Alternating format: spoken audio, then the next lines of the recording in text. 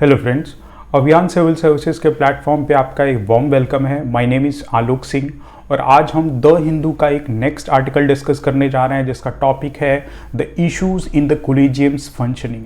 Friends, as you know कि India का जो गवर्नेंस है वो जनरली थ्री पिलर्स पे बेस्ड है। 3 पिलर्स पे इंडिया की गवर्नेंस बेस्ड है। पहला है आपका लेजिस्लेटिव,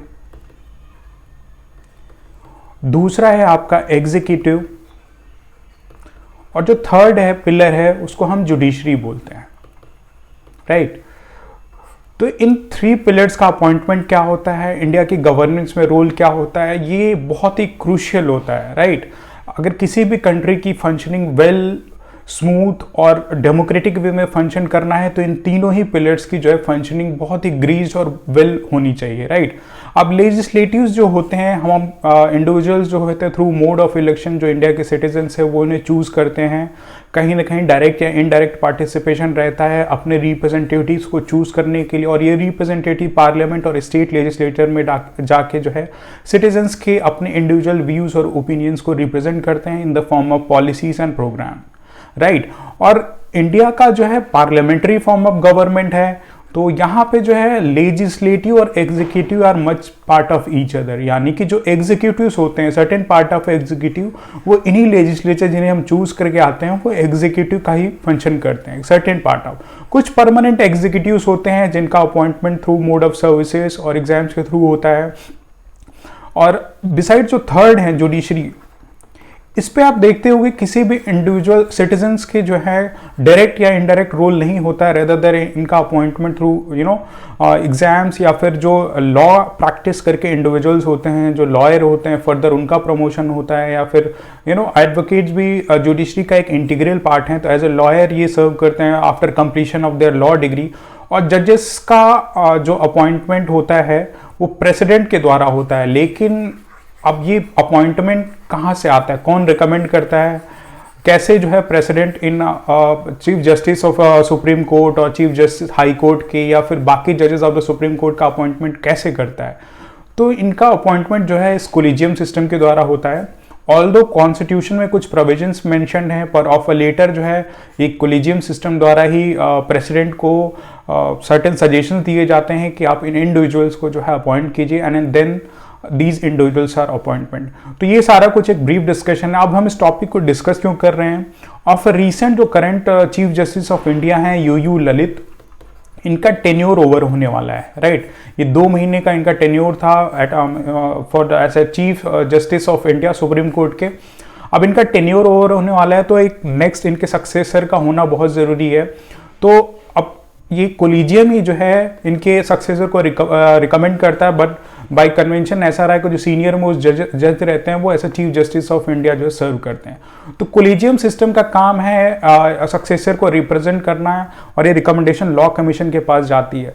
बट ऑफ रिसेंट क्या हुआ है कि जो कोलिजियम सिस्टम का गठन हुआ है उसमें 1+4 मेंबर्स हैं, एक चीफ जस्टिस और 4 अदर जजेस ऑफ द सुप्रीम कोर्ट है, इनका एस्टैब्लिशमेंट किया गया है। और इनको जो है यू ललित ने बुलाया था एट सर्टेन टाइम कि आप आइए हम डिस्कशन करेंगे। लेकिन हुआ क्या कि ये जस्टिस DY चंद्रचूड़ हैं और ये अपने ऑफिस के बेंच में टिल 9 PM ऑफिस में काम ही करते रह जाते हैं और इस डिस्कशन का पार्ट नहीं हो पाता। अलॉन्ग विद DY चंद्रचूड़ एक और जज होते हैं जो डेलिब्रेशन का पार्ट नहीं हो पाते हैं।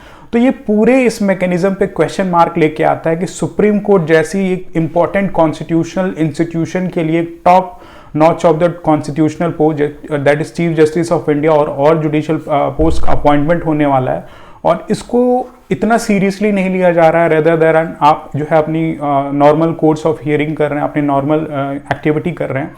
तो ये पूरे जो है मोड ऑफ अपॉइंटमेंट जो कोलिजियम सिस्टम का गठन है, इसके पावर फंक्शंस और इसके ट्रांसपेरेंसी पे क्वेश्चन मार्क लगाता है। तो इसी पर्सपेक्टिव पे ये जो है पूरा टॉपिक बेस्ड है and this is all about. और फर्दर हम देखते हैं कि है क्या।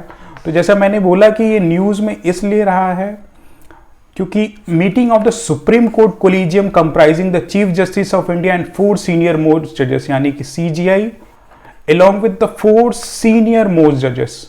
अभी करंट में जो है कोलिजियम सिस्टम की ये मेंबर होते हैं, 5 मेंबर हैं, इसमें से चीफ जस्टिस ऑफ इंडिया और 4 सीनियर मोस्ट जजेस of supreme court of India, उनको जो है 30 सितंबर को बुलाया गया था ये कोलिजियम सिस्टम को, and which did not take place as was subsequently close without there being any further deliberation. यानी कि इस कोलिजियम सिस्टम के जो मेंबर्स हैं इनको 30 सितंबर को बुलाया गया था all for the judicial appointments की जो भी डिस्कशंस होनी थी, लेकिन ये मीटिंग हो ना पाई, राइट। तो अब इशू क्या बनता है? इशू बनता है कि the postponement of the meeting and its subsequent closure had invited attention to the manner in with the collegium system function. यानी कि जो भी ये डिबेट रहा है पूरे कोलिजियम सिस्टम की फंक्शनिंग में क्वेश्चन मार्क लगाता है कि इतना बड़ा अपॉइंटमेंट होने जा रहा है लेकिन कुछ भी ट्रांसपेरेंसी नहीं है, कुछ भी सीरियसनेस नहीं दिख रही और एक ओपेकनेस है regarding the functioning of the collegium system, right. तो हम देखते हैं कि रिगार्डिंग अपॉइंटमेंट ऑफ द जजेस of the supreme Court as well as जजेस of the High court, chief justice of the High court along with the जजेस of जो है supreme Court and high court का कॉन्स्टिट्यूशन में क्या provisions mention किया गया है। तो एज यू नो कि अंडर आर्टिकल 24 क्लॉज 2 जो है यहाँ पे इंडियन कॉन्स्टिट्यूशन डिस्क्राइब करता है, इट प्रोवाइड्स दैट जजेस of the supreme Court are appointed, mind you ये आप टर्म देख लो, appointed by the president after consultation with the such a member of जजेस of the supreme Court and of the High Court in the states at the president may deem necessary for the purpose. यानी कि जो है supreme court के जजेस का जो appointment होता है वो प्रेसिडेंट के द्वारा होता है और प्रेसिडेंट को एज नंबर ऑफ जजेस जो है एडवाइस करते हैं कि आप जो है इनको as a chief justice of India या जजेस of the supreme court appoint कीजिए। This is related to supreme court. और आर्टिकल 217 जो है हाई कोर्ट के जजेस, chief justice of the High court along with the जजेस ऑफ द हाई कोर्ट के अपॉइंटमेंट और ट्रांसफर के बारे में डिस्कशन करता है। अब देखते हैं इसमें प्रोविजन क्या मेंशन्ड है। Indian constitution state that the जजेस of the High court shall be appointed by the president in consultation with the chief justice of India and the governor of the state, and in the case of appointment of जजेस other than the chief justice of the High court. यानी कि अगर chief justice of high court का appointment करना है तो president, right, along with the governor और chief justice of India का जो है इसमें रोल होता है, राइट। और अगर जजेस ऑफ द हाई कोर्ट का अपॉइंटमेंट होता है तो these along with the chief justice of high court इनका जो है ओपिनियन लिया जाता है और तभी जो है जजेस का अपॉइंटमेंट होता है। तो ये सारा कुछ जो कॉन्स्टिट्यूशनल प्रोविजंस है। तो फर्दर हम देखते हैं कि अभी जब ऐसे कॉन्स्टिट्यूशनल प्रोविजंस मेंशन है तो कोलिजियम सिस्टम क्या है और कोलिजियम सिस्टम में कौन डिसाइड करता है, कौन अपॉइंट करता है और कितने नंबर ऑफ जजेस हैं और उनके साथ इश्यूज क्या एसोसिएटेड है। तो कोलिजियम सिस्टम जो है it is a system of appointment and transfer of the जजेस that has evolve through a judgement of the supreme Court, right. अब इसमें जो है कोई भी पार्लियामेंट का लॉ नहीं मेंशन्ड है कि कोलिजियम सिस्टम का गठन होना चाहिए, राइट। पार्लियामेंट के द्वारा कोई भी लॉ नहीं बनाया गया है, रेदर देन जजेस के जो अपने जुडिशरी के जो अपने डिसीजंस रहे हैं, जो अपनी जजमेंट्स रहे हैं, उसके बिहाफ पे जो है कोलिजियम सिस्टम का एस्टैब्लिशमेंट हुआ है कि कोलिजियम सिस्टम एस्टैब्लिश किया जाएगा और इनका फंक्शन जो है अपॉइंटमेंट के लिए है। ये रिकमेंड करते हैं for the appointment of the जजेस and along with that appointment transfer भी यही कोलिजियम सिस्टम जो है रिकमेंड करता है इन जजेस का, राइट। तो ये कोलिजियम सिस्टम जो है through a series of judicial pronouncement, judicial order के थ्रू आया है। सबसे पहला जो था फर्स्ट जजेस केस बोलते हैं, ये SP Gupta versus union of India 1981 में आया था। इसमें क्या था कि जो जज हैं चीफ जस्टिस ऑफ इंडिया वो प्रेसिडेंट को रिकमेंड करते हैं, प्रेसिडेंट जो है इनसे कंसल्टेशन लेता है कि किसको जज बनाना चाहिए, मतलब जुडिशियल अपॉइंटमेंट के बारे में। और इस फर्स्ट जजेस के केस के टाइम पे जो है एग्जीक्यूटिव का ना हायर से था, यानी कि एग्जीक्यूटिव मना भी कर सकता था अगर चीफ जस्टिस जो भी अपॉइंटमेंट के लिए अपना ओपिनियन दे रहे हैं उसको अगर चाहे एग्जीक्यूटिव तो अपॉन कोजेंट रीजंस, मतलब अपने जो भी उनका लॉजिकल रीजन अगर वो बोले कि नहीं we can't appoint this person, तो एग्जीक्यूटिव का रोल सुपीरियर था as compared to the judiciary, right. तो ये रूलिंग जो थी फर्स्ट जजेस केस में जो है it gave executive the primacy over judiciary in judicial appointment, यानी कि टिल 1981 जो है एग्जीक्यूटिव का जो है सुपीरियर रोल होता था जुडिशरी के अपॉइंटमेंट में। अगर प्रेसिडेंट को जो opinion chief justice of India देते थे वो माने ना माने कुछ ऐसा वो नहीं था, वो मैंडेटरी नहीं था, वो अपन ओपिनियन दे सकते थे कि अपन कोजेंट रीजन, एक लॉजिकल रीजंस की वजह से हम जो है इन जजेस का जो है अपॉइंटमेंट नहीं कर सकते। लेकिन फिर आता है सेकेंड जजेस केस इन 1993। इसमें जो कोलिजियम सिस्टम में बताया जाता है कंसल्टेशन लीड टू कॉन्करेंस, और ये लॉजिक दिया जाता है कि अगर प्रेसिडेंट जो है चीफ जस्टिस ऑफ इंडिया और जो जजेस के जो भी मेंबर्स हैं उनका अगर ओपिनियन लेते हैं, और अगर ओपिनियन बाइंडिंग नहीं है तो ओपिनियन लेने का मतलब ही क्या है, राइट? इतने बड़े कॉन्स्टिट्यूशनल पोस्ट और इतने बड़े dignitaries of the Indian India जैसी कंट्री के इतने बड़े डिग्निटरीज का वो ओपिनियन ले रहे हो, लेकिन अगर बाइंडिंग नहीं तो मतलब ही क्या, फिर अपनी ही करो, राइट? तो फिर उन्होंने बोला कि कंसल्टेशन लीड टू कॉन्करेंस, यानी कि जो आप कंसल्टेशन ले रहे हो वो बाइंडिंग होगा, कॉन्करेंट होगा, राइट? आपको बाध्य हो आप उस चीज को लेकर, ताकि आप मानोगे ही मानोगे। That is supreme court introduce the collegium system holding that consultation really mean concurrence, right? तो जो कंसल्टेशन होगा वो बाइंडिंग होगा। It added that it was not the chief justice of India's individual opinion but an institutional opinion formed in consultation with the two senior most जजेस, यानी कि chief justice of India along with the two senior most जजेस जो है इस consultation committee के जो है मतलब कोलिजियम के मेंबर होते थे, जो रिकमेंड करते थे प्रेसिडेंट को, और फिर प्रेसिडेंट जो है अपॉइंट करता है। तो ये सिर्फ चीफ जस्टिस ऑफ इंडिया का ओपिनियन नहीं हो, ये 3 कैंडिडेट जो है एक पूरे जुडिशियल इंस्टीट्यूशन का ओपिनियन रिप्रेजेंट करते हैं, राइट? तो इसलिए जो है प्रेसिडेंट बाध्य है, बाइंडिंग है, अगर वो कंसल्ट कर रहा है कोलिजियम सिस्टम से ये जो भी मेंबर्स हैं, तो दैट डिसीजन इज बाइंडिंग, और वही जुडिशियल अपॉइंटमेंट होना चाहिए। फर्दर आता है 5 साल बाद 1998 में जो थर्ड जजेस केस बोलते हैं, ये क्या होता है, कोलिजियम सिस्टम के जो मेंबर्स हैं उनकी मेंबरशिप बढ़ा देता है। पहले 1+2 सीनियर मोस्ट जजेस होते थे, यानी कि एक chief justice of India along with the 2 senior most जजेस, लेकिन अब इन कोलिजियम सिस्टम का एक्सपेंशन कर दिया जाता है और 1 chief justice of India along with the 4 senior most जजेस, यानी कि कभी कंफ्यूज मत होना, अगर 3 जजेस केस बोल रहा है तो ऐसा नहीं कि 3 जजेस हैं, यहां पे एक चीफ जस्टिस ऑफ इंडिया है और 4 सीनियर मोस्ट जजेस हैं जो कोलिजियम सिस्टम का हिस्सा होते हैं, राइट? तो इनको जो है थर्ड जजेस केस बोला जाता है, और इनका ओपिनियन लेके जो है प्रेसिडेंट जो है जुडिशरी में अपॉइंटमेंट करता है, right? So this is all about the judicial pronouncement, जो कोलिजियम सिस्टम के गठन में जो अब तक जुडिशरी के अपने प्रोनाउंसमेंट हुए थे। आप यू नो द कि पार्लियामेंट का कोई भी रोल नहीं है, पार्लियामेंट द्वारा कोई भी लॉ ऐसा नहीं दिया गया है जिसके थ्रू जो जुडिशरी का अपॉइंटमेंट हो। इंडिया का जो फंक्शनिंग है वो based upon doctrine of separation of power है, यानी कि लेजिस्लेटिव ना एग्जीक्यूटिव के डोमेन में इंटरफेयर करेगा, ना जुडिशरी जो है एग्जीक्यूटिव के डोमेन में इंटरफेयर करेगा, नाइदर आइदर दीज 3 जो है ये तीनों किसी एक दूसरे के डोमेन में इंटरफेयर नहीं करेंगे। हालांकि कॉन्स्टिट्यूशन प्रोविजन जो है वेल फंक्शनिंग हो, कुछ ऐसा अनकॉन्स्टिट्यूशनल एक्टिविटी ना हो, कुछ असंवैधानिक ना हो, इसलिए doctrine of checks and balances दिए गए हैं, ताकि अगर कुछ भी अनकॉन्स्टिट्यूशनल होता है तो एक ऑर्गन दूसरे को जो है चेक कर सके कि आप ये गलत कर रहे हो। अगर मान लो कि पार्लियामेंट कोई लॉ ऐसा बनाता है तो आर्टिकल 1300 में एक प्रोविजन दिया गया है, if there is any provision that is inconsistent और इन कॉन्स्टिट्यूशन के किसी भी प्रोविजन को जो है नलीफाई करता है या डिमिनिश करता है, तो जुडिशरी उसको जो है नल एंड वॉइड कर सकती है कि ये अनकॉन्स्टिट्यूशनल है, तो ये लॉ मैंडेट नहीं हुआ। सो दिस इज ऑल अबाउट कि जो जुडिशरी का अपॉइंटमेंट थ्रू कोलिजियम सिस्टम होता है, और कोलिजियम सिस्टम का जो कोर्स ऑफ इवोल्यूशन रहा है, पहले फर्स्ट जजेस केस 1981 में जिसमें consultation doesn't lead to concurrence, इसमें जो है एग्जीक्यूटिव बाइंडेड नहीं था कोलिजियम सिस्टम के ओपिनियन के। फिर आता है आपका जो सेकंड जजेस केस 1993 में, इसमें ये बोला जाता है कि जो चीफ जस्टिस ऑफ इंडिया और 2 सीनियर मोस्ट जजेस हैं वो एक इंस्टीट्यूशन को रिप्रेजेंट करते हैं, तो इनका ये इंडिविजुअल ओपिनियन नहीं है, रेदर एक इंस्टीट्यूशन जुडिशरी एज इंस्टीट्यूशन का ये एक ओपिनियन है, जिससे कि कंसल्टेशन अगर आप ले रहे हो तो वो बाइंडिंग होगा। फर्दर आता है 1998, जैसा मैंने डिस्कस किया 5 सालों बाद थर्ड जजेस केस जिसको बोलते हैं, इसमें जो कोलिजियम सिस्टम की मेंबरशिप को बढ़ा दिया गया था, एक्सपेंशन कर दिया था, इसमें एक चीफ जस्टिस ऑफ इंडिया और 4 सीनियर मोस्ट जजेस रहे। तो this is all about collegium system.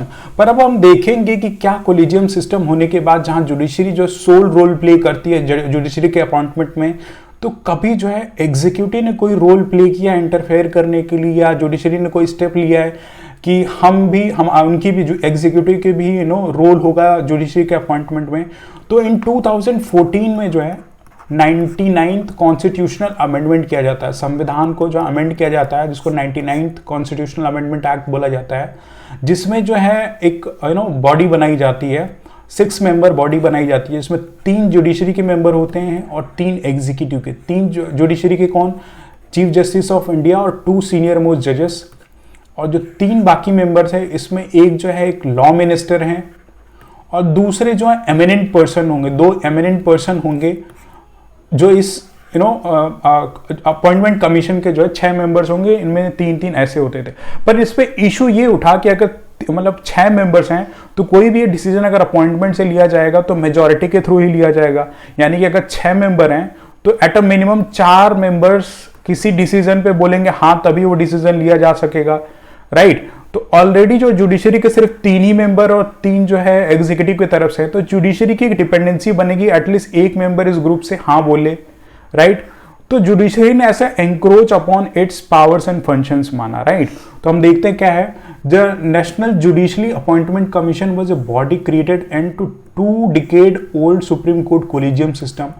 इस एनजेसी का गठन किया गया था कि जो 20 सालों से चली आ रही जो कोलिजियम सिस्टम की प्रथा है उसको खत्म किया जाए और कोलिजियम सिस्टम में थोड़ी ट्रांसपेरेंसी लाई जाए, थोड़ा रिप्रेजेंटेशन लाया जाए, ताकि बेटर और रिफॉर्म्ड हो ये आपका जो जुडिशरी का अपॉइंटमेंट। और उसके लिए लोकसभा में जो ये बिल पास होता है एक्ट ऑन अगस्त 13, 2014 और फिर एक दिन बाद जो राज्यसभा में पास हो जाता है।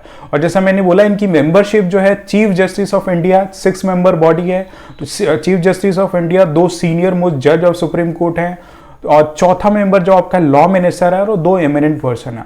पर इसका क्रिटिक्स ये था कि NJC will need support of these 2 plus a name through they fear judicial independence be compromise. जैसा मैंने बोला, इस 6 मेंबर्स है तो एट मेंबर 4 मेंबर्स का से होना बहुत जरूरी है, पर जुडिशरी के 3 ही मेंबर्स हैं, बाकी 3 में से किसी एक का यस होना इनके लिए ज्यादा जरूरी होता, तभी जाके कोई डिसीजन जो मेजॉरिटी के थ्रू लिया जाता। तो जुडिशरी जो डरती है कि अगर मतलब एग्जीक्यूटिव जो है इसमें मतलब क्रिटिसाइज, जुडिशरी ने क्रिटिसाइज किया है कि अगर एग्जीक्यूटिव का अगर इसमें से हो जाएगा तो जुडिशरी के इंडिपेंडेंस में जो है एक हैम्परिंग फैक्टर सर्व करेगा, जुडिशरी प्रॉपर फंक्शन नहीं करेगी और एक doctrine of separation of power, जैसे इनिशियली मैंने डिस्कस किया था कि उसकी इस प्रिंसिपल को जो है ये एक्ट अमेंडमेंट जो है ये हैम्पर करता है। तो इसलिए जो एनजेसी को जो नल एंड वॉइड यानी 99th कॉन्स्टिट्यूशनल अमेंडमेंट को जो है इसके प्रोविजंस पे ऑन ग्राउंड नहीं ले आया गया और अभी भी जो जुडिशरी का अपॉइंटमेंट है वो कोलिजियम सिस्टम के द्वारा ही होता है, राइट।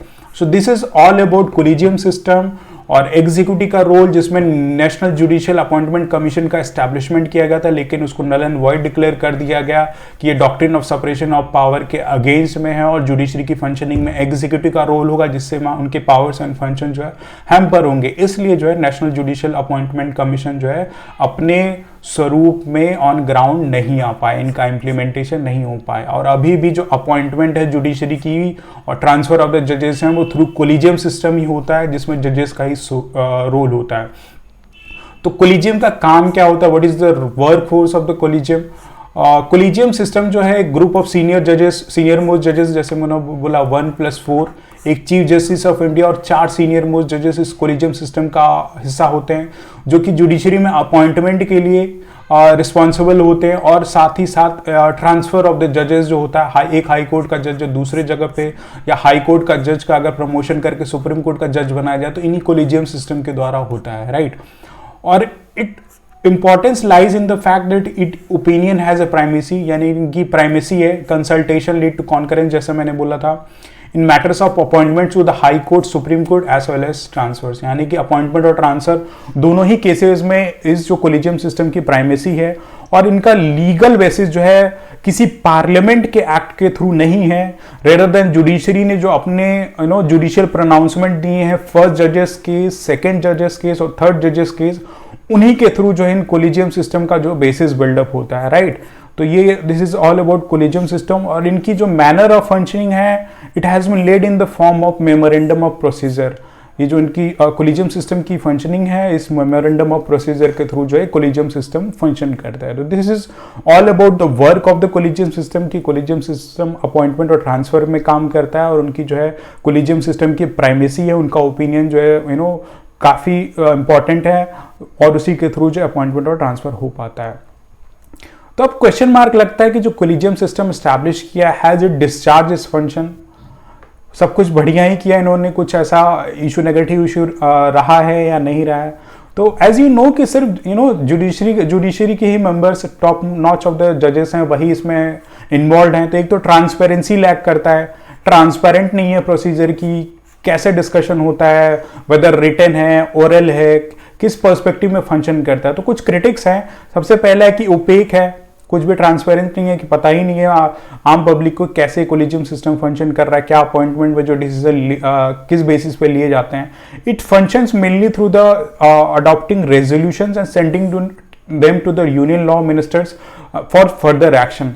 अब ये कोलिजियम सिस्टम जो एक रेजोल्यूशन फ्रेम करता है अपना, जो है किस बेसिस पे करता है नहीं पता, लेकिन ये रेजोल्यूशन फ्रेम करता है, और एक रेजोल्यूशन फ्रेम करने के बाद जो है अपना रिकमेंडेशन यूनियन लॉ मिनिस्टर के पास भेज देता है कि वी वांट, ये हमारे लिस्ट ऑफ जो कैंडिडेट्स हैं इनका अपॉइंटमेंट चाहिए, और ये फिर फर्दर प्रेसिडेंट के पास जाता है और appointment is deemed to happen, right.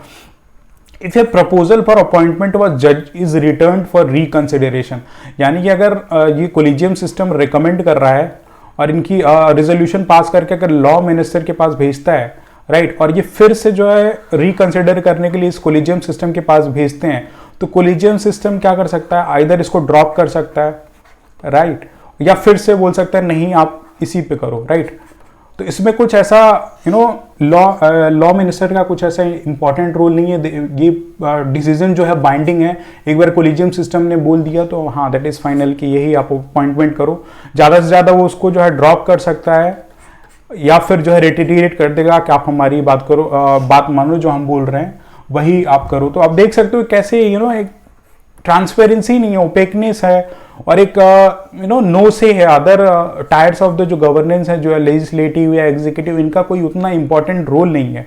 Soul and soul जो है जुडिशरी ही है, whether it want to accept the opinion और not, it's up to the sole prerogative of the judiciary. यानी कि जुडिशरी जो है इनकी बात माने या ना माने, वो उनके सोल प्रेरोगेटिव पे है, राइट। तो इस पे जो है एक क्वेश्चन मार्क लगता है कि जो कोलिजियम सिस्टम है इतना ओपेक है, ट्रांसपेरेंट नहीं है, और उस पर कोई क्वेश्चन मार्क भी आप जल्दी नहीं लगा सकते कि आप इसको रिफॉर्म कीजिए या एक बेटर सिस्टम लेके आइए। अब हुआ क्या था जो इस पे क्रिटिक इशू अराइज हो कि why was the meeting close without result.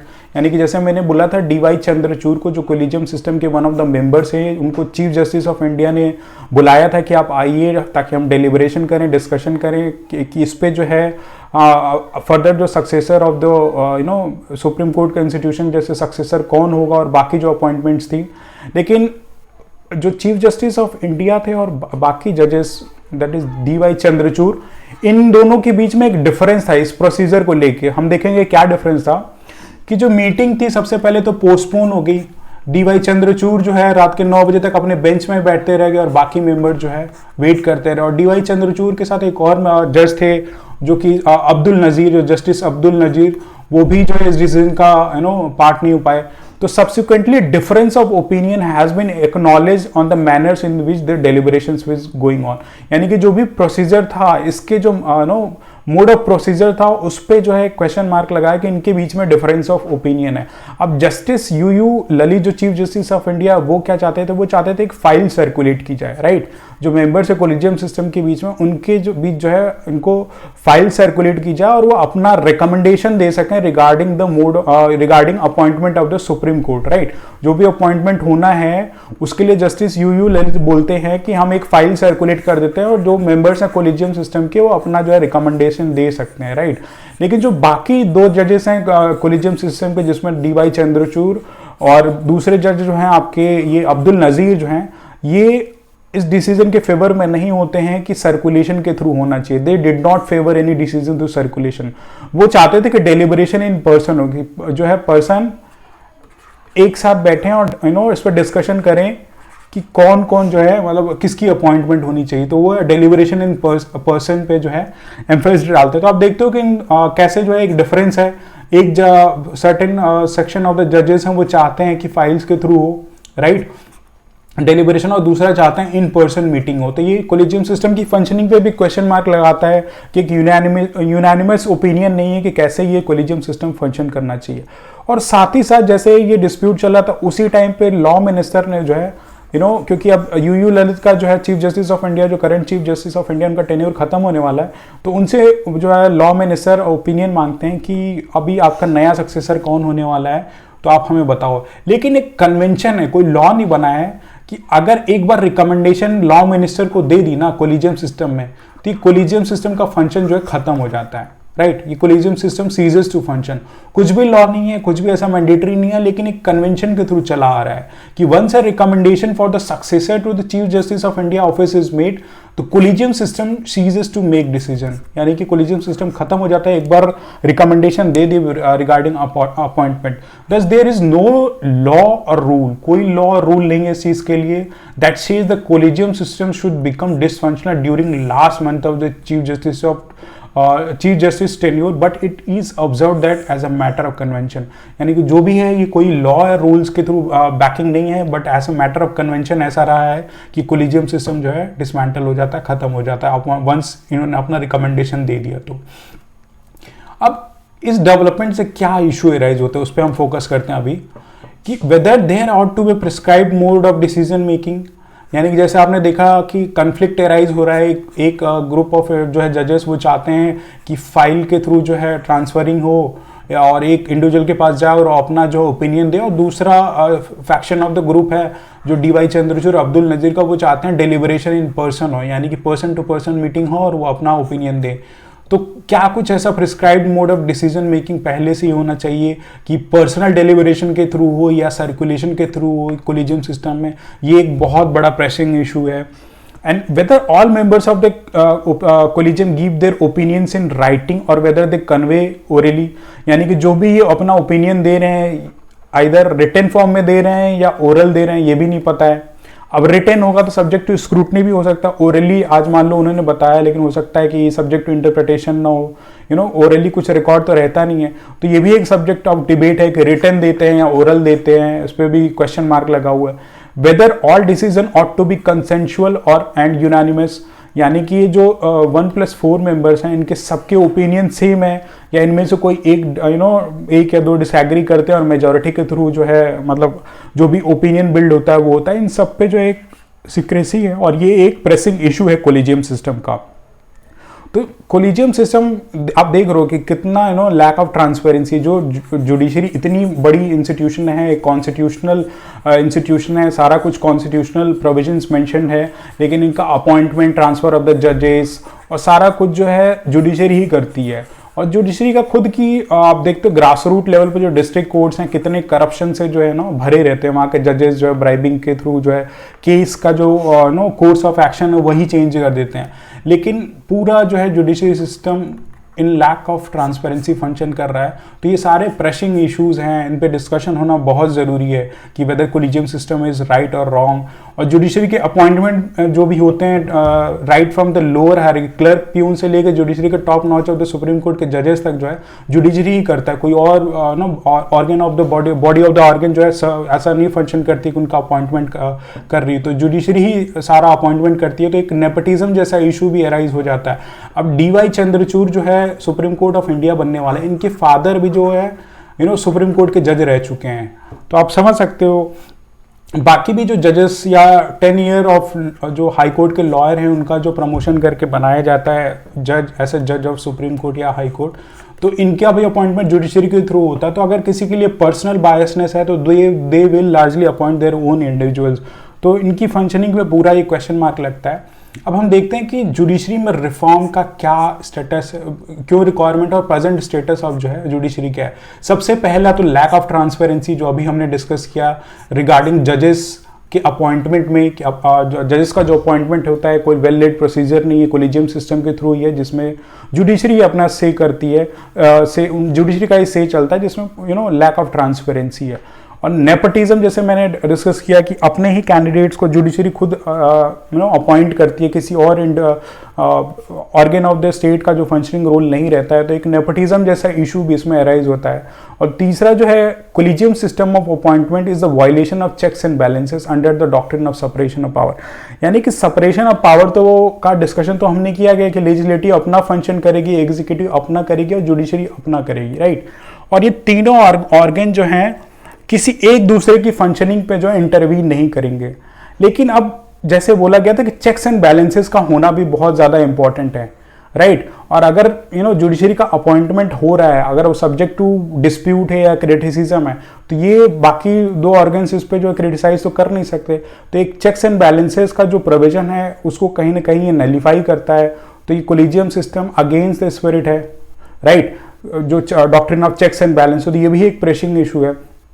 दूसरा जो present system judicial appointment is contrary to the global standard, यानी कि ग्लोबली बाकी कंट्रीज में जो जुडिशियल अपॉइंटमेंट होते हैं उनके कंपैरिजन में जो इंडिया का जुडिशियल अपॉइंटमेंट है बहुत ही डिफरेंट है। तो ये भी एक क्वेश्चन मार्क लगाता है कि इतनी ट्रांसपेरेंट और डेमोक्रेटिक और अकाउंटेबल जो है mode of appointment in Indian judiciary नहीं है, तो इसको रिफॉर्म की ज़रूरत है।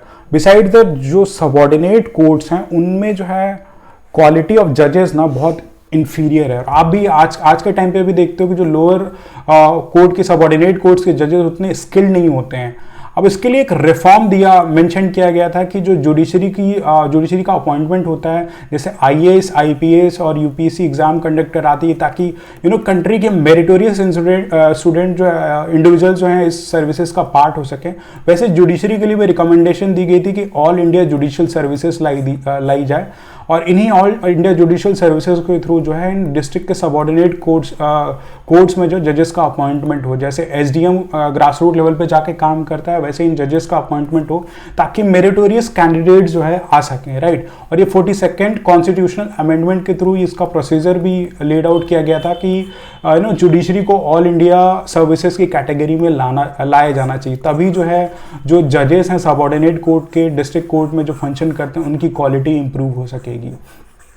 नेक्स्ट है जो lack of competency in recruitment of जजेस। सेम वही प्रोसीजर है कि स्टेट के प्रेरोगेटिव पे है, स्टेट ही जो है जजेस का जो वहाँ की जुडिशरी है वो अपॉइंटमेंट करती है, और ये जो मोड ऑफ रिक्रूटमेंट है इन जजेस का वो उतना कॉम्पिटेंट नहीं है, उतना मेरिटोरियस नहीं। अभी भी वही कन्वेंशनल मेथड से इन जजेस का जो है अपॉइंटमेंट मतलब जो भी एग्जाम रिक्रूट किया जाता है, जो भी इंटरव्यू प्रोसीजर है वो बहुत ही इनकॉम्पिटेंट है।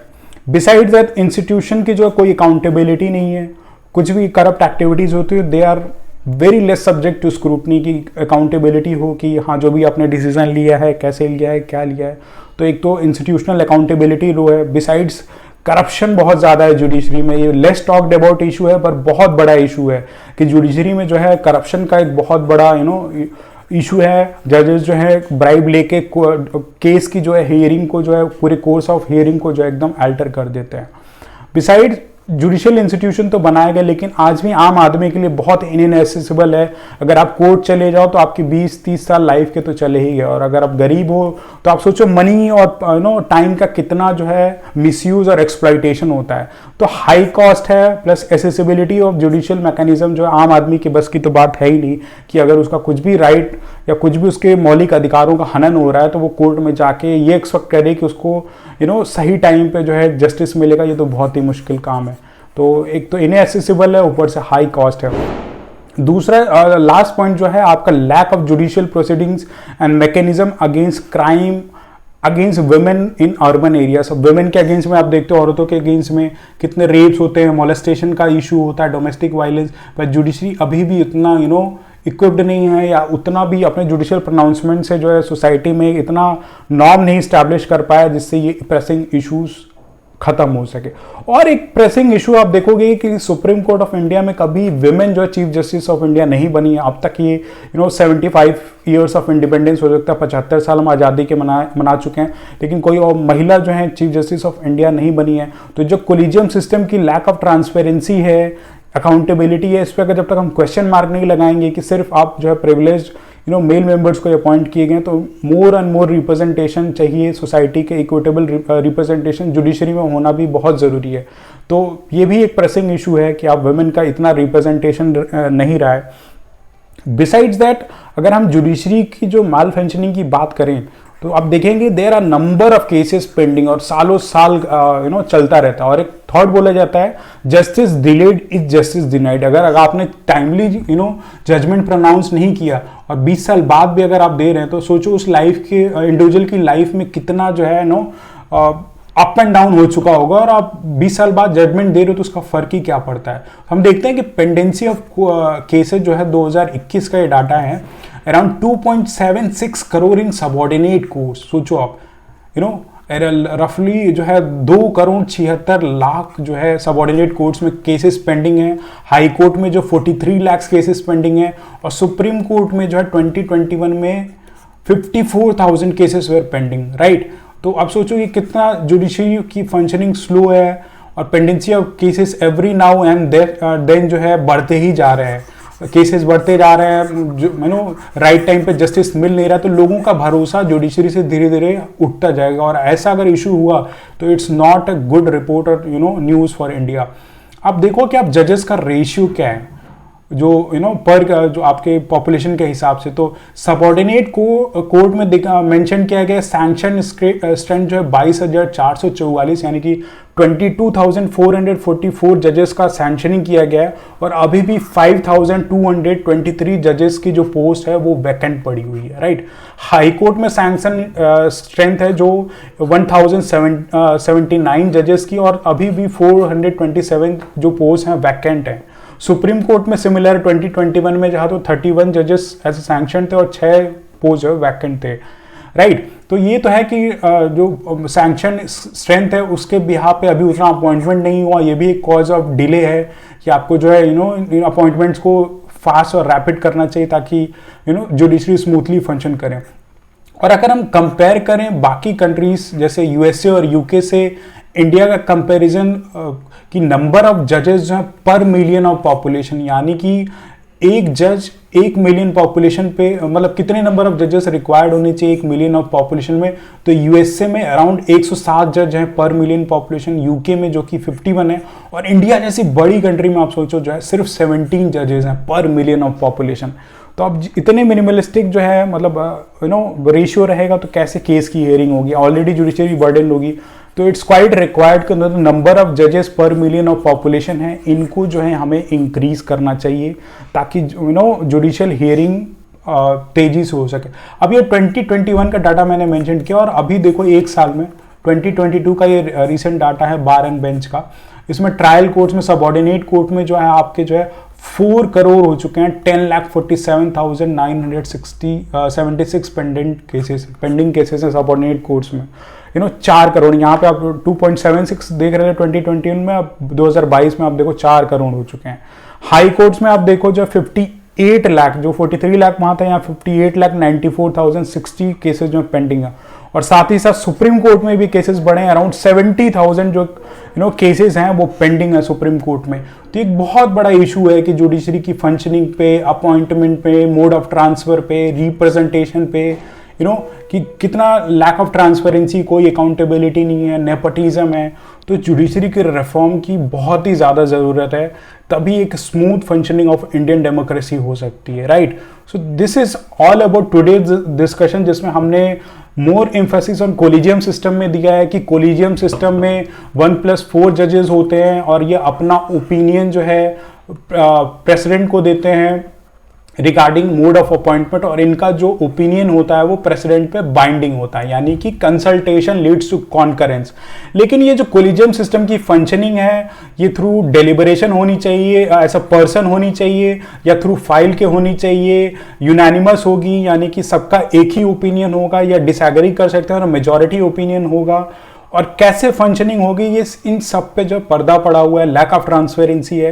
तो इस पे जो है रिफॉर्म की ज़रूरत है, क्योंकि ये बहुत ही इंपॉर्टेंट प्रोसीजर है और जुडिशरी जैसे इंस्टीट्यूशन के अपॉइंटमेंट के लिए, और साथ ही साथ जुडिशरी में एक रिफॉर्म की ज़रूरत है। आप देखते हो कि justice delayed is justice denied, तो लोगों को टाइमली जस्टिस मिल सके, लोग they must be given there due benefits, या जो भी उनके इंटेंडेड फंडामेंटल राइट्स और इनके बाकी सिविल राइट्स हैं उनको तभी दिया जा सकता है जब जुडिशरी टाइमली जो है अपना प्रोनाउंसमेंट दे, ताकि एक रोल मॉडल और एक well functioning institution of Indian democracy जो है इंडियन डेमोक्रेसी का इंडियन जुडिशरी सर्व कर सके। और this is all about today's topic, और उसी के रिफ्लेक्स में ये आज का क्वेश्चन है जो मेंस आंसर राइटिंग प्रैक्टिस की हमारी सीरीज है कि judiciary is one among the 3 pillars of the Indian democracy where the institution has function in secrecy, opaqueness and lack of accountability, critically analyse. तो आपको इस चीज़ पे जो है क्रिटिकली एनालाइज करना है, both side of the story आपको बतानी है, पॉजिटिव और नेगेटिव, और एक सॉल्यूशन देना है कि क्या रिफॉर्म की ज़रूरत है। जुडिशरी 3 पिलर्स जो है, जो कि 3 आपके पिलर्स बोले जाते हैं जुडिशरी, उनमें से एक है, एक इम्पॉर्टेंट इंस्टीट्यूशन है लेकिन इसकी फंक्शनिंग जो है बहुत ही ओपेक रही है, अकाउंटेबिलिटी बहुत लो रही है और सीक्रेसी में फंक्शन करती आ रही है, तो इनका रिफॉर्म होना बहुत ज़रूरी है। तो इस पर आप अपनी जो है आंसर राइटिंग कीजिए, 200 वर्ड्स में ये आंसर लिखिए, मेक श्योर इट स्ट्रक्चर्ड और प्रॉपरली मेंशनड हो, तभी एक वेल मेंशनड आंसर होगा। So this is all about today's session, hope आपको अच्छा लगा होगा, और this is all for today's, hope you liked it, and इसी के साथ ख़त्म करते हैं। Till then good luck and all the best.